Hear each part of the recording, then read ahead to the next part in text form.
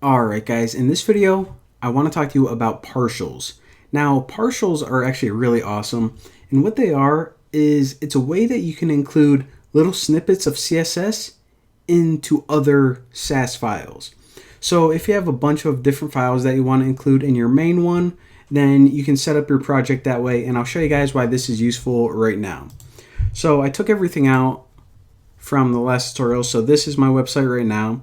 And let's say that we're making a social network and we want to work on the profile page. So this is the profile page. I'll change the title to profile. And what do I need on my profile page? Well, a beautiful image of me, of course.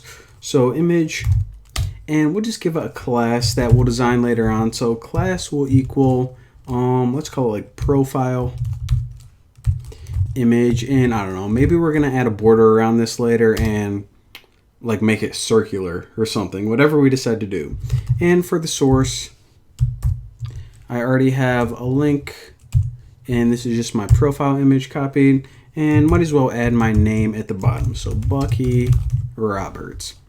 Alright, so let's refresh this now, and so here is our beautiful profile page, clearly going to be the next big social network. Look how beautiful this is. Alright, so let's hop back in our project and think about how we want to set up our styling. So we know that we're going to have a lot of CSS, of course, because we're making it an entire social network. Now we don't want to include every single rule, every single property in this one main file right here. Now what we can do instead is we can actually group similar CSS into separate files. So for example, we're going to make a file and all of our CSS for the profile page is going to go in one file. All of the CSS for the video player is going to go in another file, and that way we could organize it a lot better. So anytime you want to do that, let's just hit new file and take note of the naming convention. Whenever you're going to make a file just to include in another file, start it out with an underscore. This is a little indicator to SCSS that says, hey, you're not going to include this in like any HTML. You're just going to include it in other SCSS files or Sass files, such as main.sass. And when I say Sass, I'm just going to say instead of SCSS because, I don't know, it's just easier to say. So I'm just going to hit profile.sass and hit OK. And now we can start typing all of our profile page code or profile page styling right here. So let's go ahead and do that right now. So we actually have the class profile image. And let me just change the height and width of this. So since that's a class, I'll do that. And I'll actually change the border radius too. So border radius equals, let's just do 999 pixels so it's perfectly round. And for the height, I'll just do 200 pixels.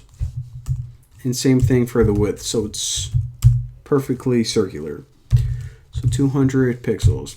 And what's one other thing I can do? Let me add a border around this image as well. So border, I'll put like 5 pixels, solid, sea green. Alright, so now whenever we apply this class to the image, it should be perfectly circular and have a thick green border. It's going to look pretty ugly, but oh well. So what we're going to do is, since we're going to have a bunch of pages, we only have one right now, but eventually we're going to have profile, forum, videos, about, photos, all of these different pages. We're going to include them all in this main Sass file right here. So how do we include this file right here? Well, all we do whenever we want to include another Sass file is we just use the symbol @ and then type the word import. This means, hey, I want to bring another file in or include another file. Now, you know how our file was named underscore profile.scss? Well, whenever we're importing it, you don't add the underscore at the beginning and you don't add the extension at the end. All you do is you type the raw name of the file, such as profile, and it already knows to fill in the rest of it. All of these other things are just indicators to either your operating system or Sass to let it know what kind of file it is. You don't need it when you're actually writing the Sass. So we now essentially behind the scenes took all of this, copied it, and pasted it right there. So now we can, add our main styling for the website. So let's say on our website we want the font size to be like 24 pixels.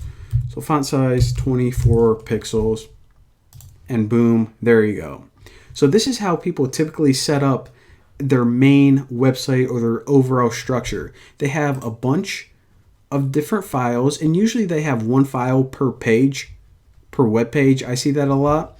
And your main overall styling, so for example, if you want like Cosmic Sands on the entire website, then you can apply those in the main CSS file. Now take note that we're only linking to the main CSS file. So I'll show you guys in a second what's going on. So that all worked, looking good. Now we're not linking to the main CSS file and profile CSS. We're only linking to this right here. But since we imported profile, then this is what it compiled to. You see, this is main.css, the actual CSS. It brought in this other file, profile.scss or Sass, and also included all of the generic code for your website as well.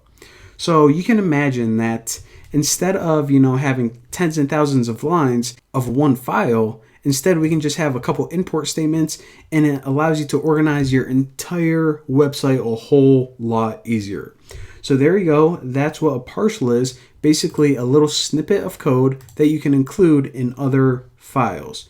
Pretty cool, pretty awesome. See you guys in the next video.